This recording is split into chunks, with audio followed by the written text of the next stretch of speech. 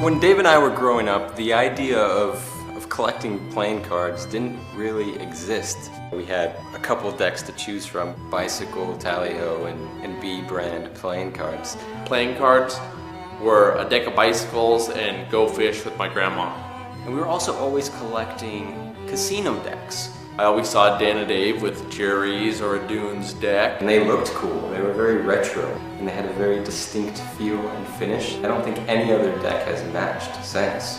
But at the time, that was it. There weren't really any custom playing cards or unique back designs. And I think it was always in the back of our mind, hey, we should do our own deck of cards. And at that time, the first thought was, how the hell do you design a deck of playing cards?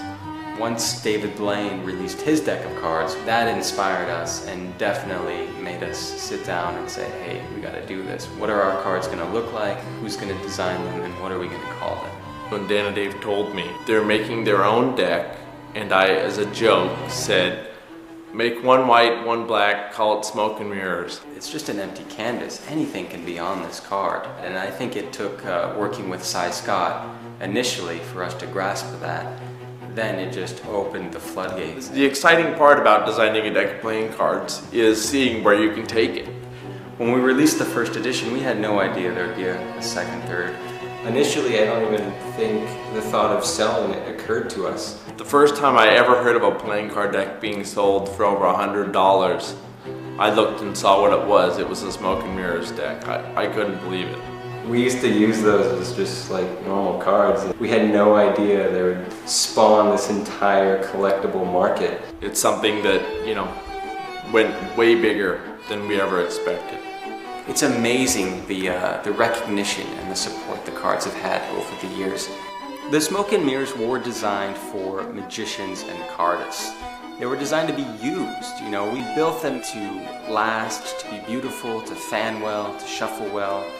And as we printed the following editions, we always added something new. What if we could do this? What if we could do that? It was always just our mission to constantly improve the quality of the cards. There was always a limitation in the past, whether it was budget, technological reasons. What's the next big thing? And now it was, you know, pull out all the stops. At first, version 7 was just going to be another color. We actually teased it in version 6 by including an ad card that was potentially the design for version 7. But after that was released and after really thinking about it, we decided that no, we had to do something really special. We wanted to really say farewell to the brand, to the franchise. We really wanted to satisfy our fans and the collectors of our cards. We had to update not just one deck, but all of the decks.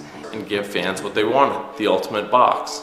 For the deluxe box set, we set it upon ourselves to do everything imaginable to make these the ultimate deck of cards. We redesigned everything from the ground up. We used effects like embossing and foil stamping. We went completely over the top. We actually foil stamped the inside of a box. That's not even something you see on the outside, but it's a detail that when you open, you can appreciate. Everything matches, everything is exactly the way we want it. We really worked with the US Playing Card Company to allow their press to get thin borders. I think this is going to be a big trend. One feature of the new Smoke and Mirrors that we're really excited about is the seal. This has been something on our mind for a long time, and it's something that, we thought, why hasn't this been done before? It's so simple. And all we did was add a perforation along the crescent. So that way it's no longer difficult to open a box. The Smoke and Mirrors Deluxe box set is 5 years of experience for Dave and I in printing playing cards. It's everything we know about that in one box, signed, numbered, only 10,000 made, and once they're sold, that's it, they're gone forever. We're discontinuing the brand. It's sad to see them go, but I think you'll agree it's a grand farewell. The Smoke and Mirrors were a fantastic run. We thank you for that, and we hope you enjoy this final edition.